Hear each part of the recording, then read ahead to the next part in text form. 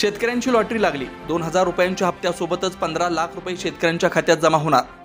शेती सुधारण्यासाठी सरकार शेतकऱ्यांना पाठबळ देत आहे।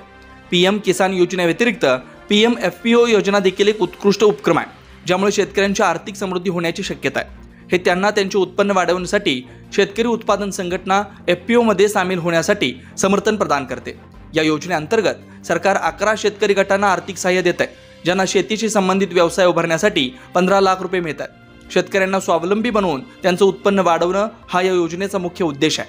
तुम्हालाही या सुनियोजित योजनेचा लाभ घ्यायचा असेल तर त्याचे तपशील काळजीपूर्वक समजून घेणं आवश्यक आहे। या शासकीय योजनेचा लाभ घेण्यासाठी शेतकऱ्यांना एक गट तयार करावा लागणार आहे। तुम्ही कोणतीही संघटना निर्माण करा, त्यात किमान 11 शेतकऱ्यांचा गट असणं अत्यंत गरजेचं आहे।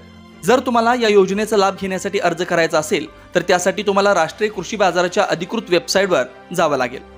त्यानंतर तुम्हाला एफपीओचं पेज उघडावं लागेल आणि येथून तुम्ही या सरकारी योजनेसाठी सहज नोंदणी करू शकता। अर्ज करण्याची प्रक्रिया अतिशय सोपी आहे, ज्यामध्ये तुम्हाला कोणतीही अडचण येणार नाही। या योजनेअंतर्गत केंद्र सरकार दरवर्षी शेतकऱ्यांच्या खात्यावर 6000 रुपयांची आर्थिक मदत करत आहे।